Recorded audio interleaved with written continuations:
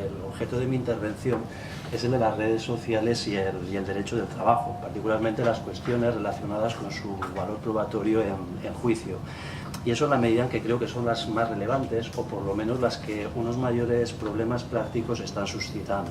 Por ello, aunque planearé sobre ciertas cuestiones, sobre ciertos aspectos estrictamente laborales, me voy a centrar fundamentalmente en esos aspectos vinculados al uso de las redes como medio de prueba en el proceso. Todo ello sin perjuicio de que después, si lo estimáis pertinente, en el debate pues podamos volver sobre las primeras cuestiones. También querría dejar de manifiesto que mi acercamiento a este tema, como sucede en muchísimas ocasiones, casi que ha sido un poco fruto de la casualidad. Hace unos años estaba estudiando el fraude a la incapacidad temporal como causa de despido y me encontré con la existencia de una serie de pronunciamientos en la que trabajadores de baja eran despedidos disciplinariamente por haber realizado ciertas actuaciones incompatibles con su estado. Hasta ahí eso no tiene nada de novedoso. Lo que de peculiar presentaban estos pronunciamientos era el hecho de que la empresa, la vía que tenía la empresa para conocer la existencia de ese tipo de incumplimientos era precisamente la actividad que habían desarrollado estos trabajadores a través de las redes sociales o de las propias informaciones que las redes proporcionaban. Y eso fue lo que despertó un poco mi interés y me condujo a efectuar pues, una búsqueda un poquito más exhaustiva, un poquito más sistemática, y a través de la cual constaté la existencia de un importante número de pronunciamientos en el orden social, además cada vez más voluminoso, más numeroso, en los que las redes sociales están presentes desde distintas perspectivas. Están presentes, pues, por ejemplo, de entrada a la hora de llevar a cabo la selección de los candidatos, están presentes también en el propio desarrollo de la relación laboral, están presentes en la acción sindical que desarrollan los representantes de los trabajadores y sobre todo, que eso debe ser el tema fundamental, como actividad, como medio de prueba en los procesos que después se suscitan. De entrada, como decía, las redes sociales desarrollan o están desarrollando un importante papel en los procesos de selección de los candidatos, y ello al menos en dos sentidos diversos. Por un lado, esa labor selectiva empieza a desarrollarse cada vez con mayor frecuencia a través de redes sociales, o lo que es lo mismo.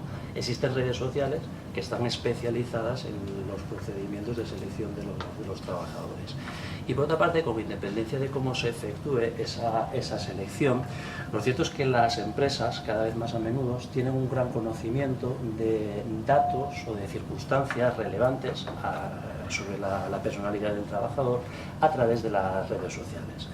Bueno, pues así las cosas, los riesgos de sufrir un eventual atentado a los derechos a la intimidad o a la no discriminación son bastante evidentes. Y en este terreno, a mi juicio, los principales problemas que se plantean son básicamente dos.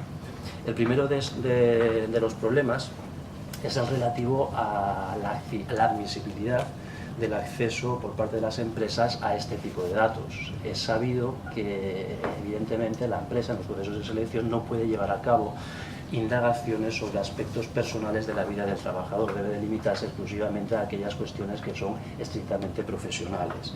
Bueno, pues en este punto yo creo que hay que diferenciar diversas posibilidades, sin perjuicio de los matices que a lo mejor pueda introducir la sentencia a la que aludías tú antes que pronunció el Tribunal de Justicia ayer. De entrada, si el propio candidato ha proporcionado estos datos, publicándolo en sus perfiles, el eventual uso por parte de la empresa no parece que pueda entenderse como vulnerador del derecho a la intimidad, entre otras cosas porque ha sido el propio sujeto el que ha dado conocimiento de este tipo de datos. Todo ello sin perjuicio de que lo que no será posible será el tratamiento de los mismos en los términos de la Ley de Protección de Datos y las eventuales responsabilidades que desde esa perspectiva se podrían derivar. Igualmente, si los datos los proporciona un tercero, un amigo que tenemos en un perfil que resulta no ser tan amigo como creíamos, pues tampoco puede hablarse realmente de una vulneración y nuevamente sin perjuicio de las responsabilidades en las que ese tercero pueda incurrir, tanto desde la perspectiva de la Ley de Protección de Datos como desde de la Ley Orgánica de Protección del Derecho al Honor, la intimidad y la propia imagen. En fin, lo que nunca resultaría admisible sería que la empresa llevase a cabo maniobras tendentes a forzar a que el trabajador le permita el acceso a los perfiles, ni a forzarle a que le acepte como amigo, ni a que le dé las claves, ni a que abra el ordenador en su presencia y pueda indagar un poco qué cuestiones tiene en sus perfiles. Bien, el segundo problema que se suscita es el relativo a las consecuencias jurídicas derivadas, con independencia de cómo haya sido el acceso, de que este haya sido lícito o no lo haya sido.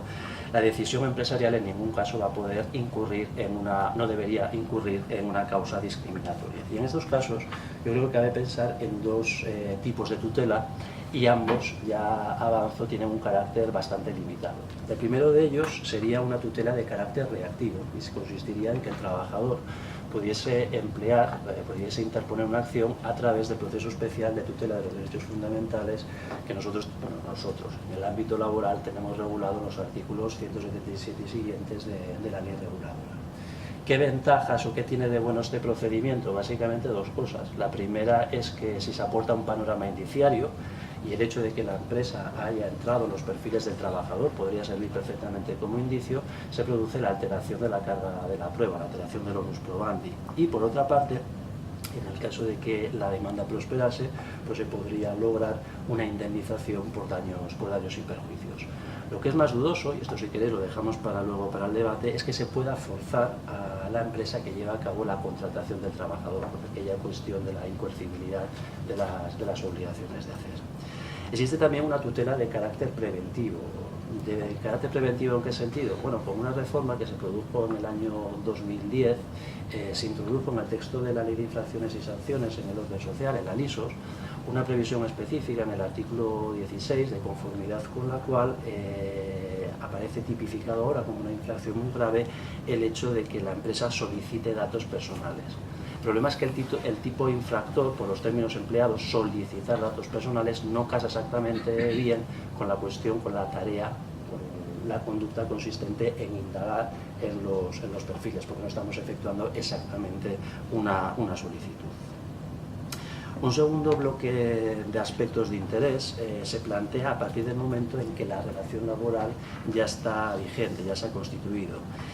Y aquí, en primer lugar, el manejo de las redes sociales, querría destacar que puede integrar el propio contenido de la prestación laboral. Y desde esta perspectiva, pues de forma inmediata surgen dos cuestiones que están relacionadas entre sí y que aparecen precisamente a partir del momento en que las redes sociales se integran en la prestación laboral. ¿Cuáles serían estas dos cuestiones? Pues básicamente se trata de responder a si en estos casos en que las redes sociales se han incorporado al proceso productivo, cabría que la empresa llevase a cabo dos tipos de actividades de maniobras extintivas reguladas en el Estatuto, en el artículo 52, en concreto la relativa a la falta de adaptación a las modificaciones técnicas operadas en el puesto de trabajo, y por otro lado al exceso de mano de obra, que son las extinciones por causas económicas, técnicas, organizativas o de la producción.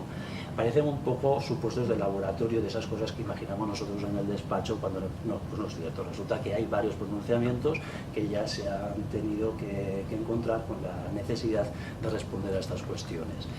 En el caso de la letra B, la falta de adaptación a las modificaciones técnicas, hombre, es cierto que sobre todo los gestores de las redes sociales, las personas que se dedican al marketing, no es igual la forma que tenemos de relacionarnos, de llevar a cabo esas actividades en el mundo tradicional, que la manera de efectuar las mismas labores a través de una red social. Un ejemplo muy sencillo, en una conversación de toda la vida, un ok, un de acuerdo, pues bastaría, no le daríamos mayor trascendencia. Hoy en día, en un WhatsApp o en una red social, si el ok no va seguido de 17 exclamaciones, de los ojitos del emoticono este que salen corazones y demás, parece que el interlocutor está enfadado con nosotros. Lo mismo sucede con la letra C. Es cierto que en determinadas ocasiones la incorporación de las redes sociales al proceso productivo ha hecho que sean innecesarios pues, determinados puestos de trabajo que hasta ese momento se venían desarrollando. Y en ambos casos se ha estimado la procedencia de las extinciones. En segundo lugar, hay otro bloque de cuestiones que derivan del uso de las redes sociales efectúan los trabajadores, ya sea en tiempo de trabajo o ya sea porque esta se configura como la vía a través de la cual se produce el incumplimiento laboral o la empresa tiene conocimiento de la existencia de ese incumplimiento, ya sean ofensas, ya sea una situación de competencia desleal, ya sea el fraude, el acoso a otros compañeros, la transgresión de la buena fe contractual, comprometer la seguridad de la empresa, etc. Bien, por lo que respecta al uso en tiempos de trabajo, su valoración como una eventual conducta sancionable pues yo creo que debe de efectuarse atendiendo a los criterios clásicos de la entidad de la falta cometida. ¿Y qué es lo que podríamos valorar aquí como criterios específicos? Bueno, pues seguramente el tiempo de conexión que haya tenido el trabajador, si han sido muchos minutos dentro de su jornada o pocos minutos. En segundo lugar, los momentos en que se producen las conexiones, si son en tiempos de trabajo efectivo o si por el contrario son en tiempos muertos. Y finalmente habrá que diferenciar entre lo que es la mera conexión y el desarrollo de actividad en la red social, porque no es exactamente lo mismo. En todo caso, aquí lo que se propugna es la existencia de la recomendación de que se elaboren protocolos de uso de estas redes sociales en tiempo de trabajo, como se han elaborado también como ocasión de otro tipo de problemas. Por ejemplo, la utilización de los medios informáticos, que es algo bastante próximo, que proporciona la empresa en tiempo de trabajo.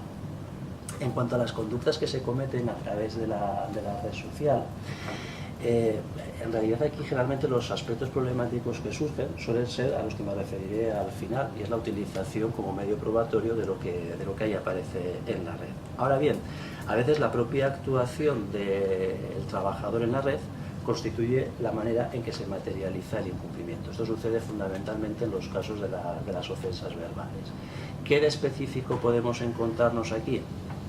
Bueno, en el caso de las ofensas verbales, realizadas con carácter general, habitualmente para valorar la entidad de las mismas se tiene en cuenta como una especie de atenuante el hecho de que esas ofensas hayan producido un ambiente de acaloramiento, pues por ejemplo una huelga, como ocasión de las negociaciones que se llevan a cabo de un convenio colectivo, etc.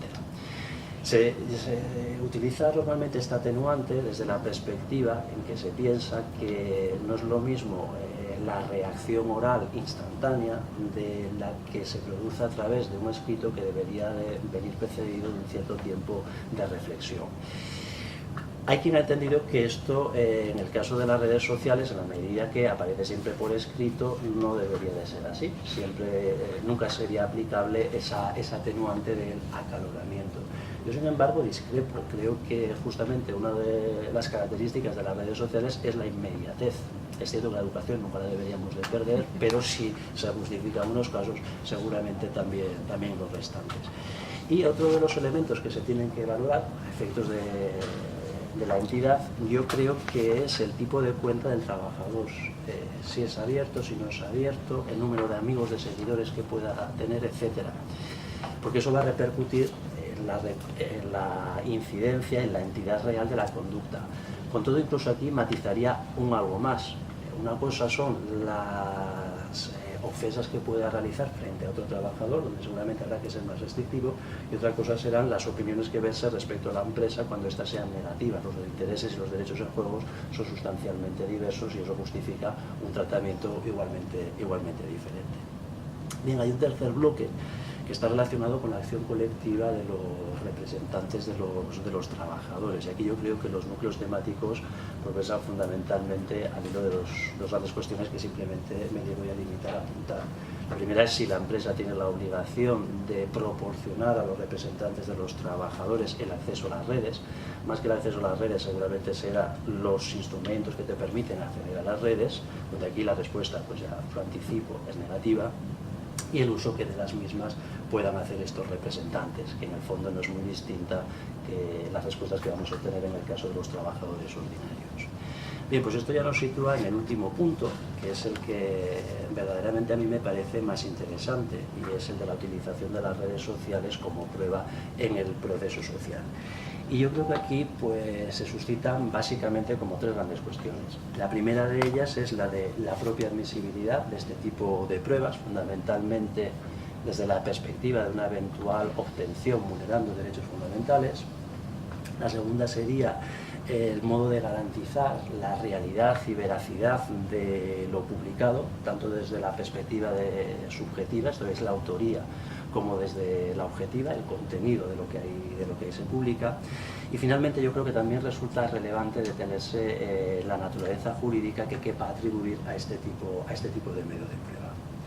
Por lo que respecta a la primera de las cuestiones, lo de la propia admisibilidad, yo creo que no debería de plantear pues, mayores dudas. A mi juicio es un tipo de prueba pues, que debe estar perfectamente admitido.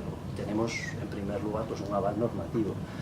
El artículo 90 de la Ley Reguladora de la Jurisdicción Social, cuando habla de los medios de prueba, pues lo reconoce con una gran amplitud. La misma amplitud que, en segundo lugar, también está presente en el 299 de la Ley de Enjuiciamiento Civil.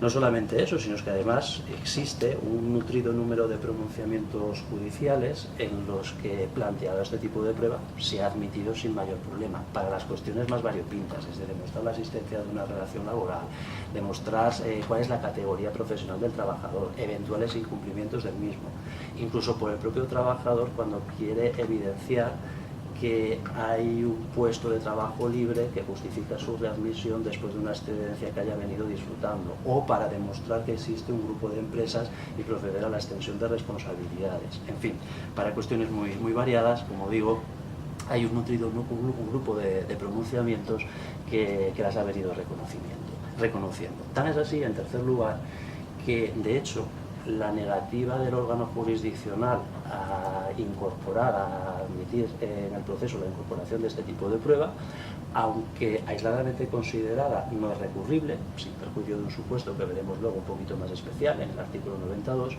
lo que sí que va a permitir es recurrir ulteriormente la sentencia, precisamente por no haberse permitido la incorporación de este tipo de prueba.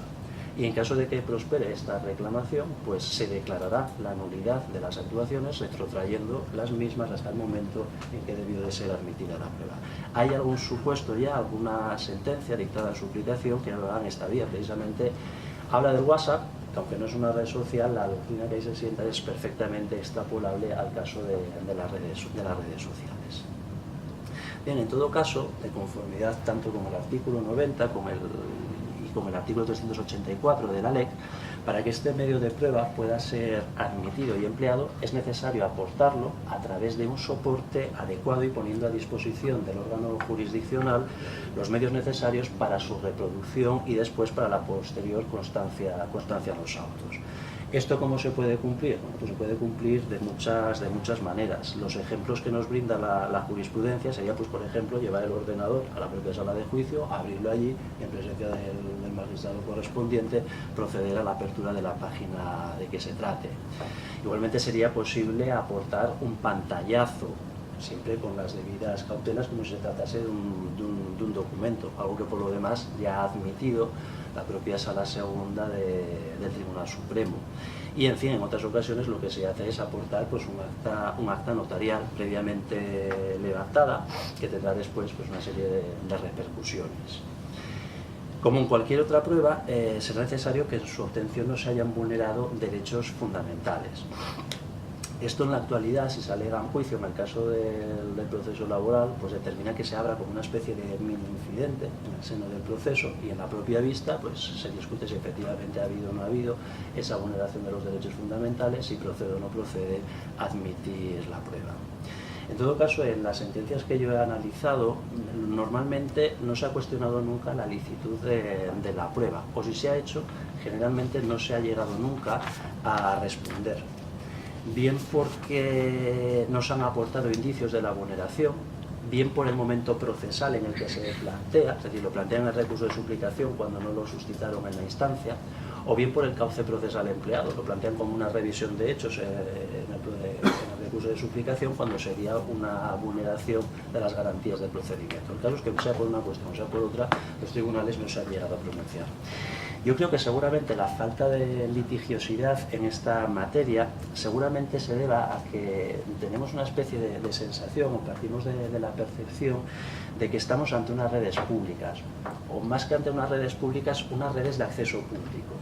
Y como el propio afectado ha dado a conocer de forma voluntaria, como decía antes, estos datos, pues entonces esa vulneración no se produciría. En todo caso, yo creo que la respuesta debería de matizarse un poquito más. ¿Y en qué sentido se debe de matizar? Bueno, pues por un lado habrá que tener en cuenta cuáles son las condiciones de uso de la red social, si están en abierto, si están en cerrado, y cómo ha sido el acceso que ha llevado a cabo la empresa. Si ha sido ilícito o si por el contrario pues es un acceso por una vía torticera.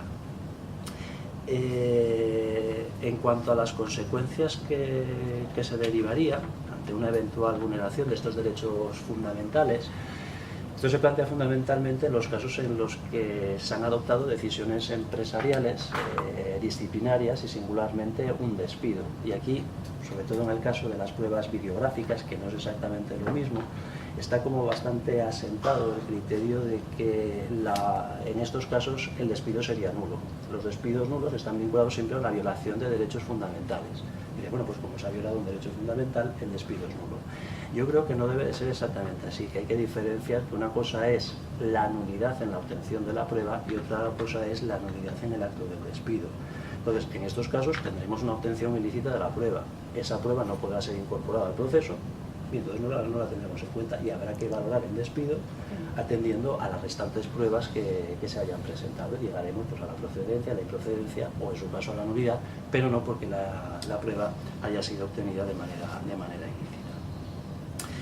El segundo grupo de problemas que se puede plantear es el relativo a la veracidad del contenido, y ello tanto desde la perspectiva de la autoría, como decía al principio, y con el propio contenido de lo publicado. Por lo que respecta a la autoría, aquí había que destacar que también existe una suerte de presunción de conformidad con la cual lo que aparece publicado en el perfil de un determinado usuario, pues seguramente pertenezca a ese usuario.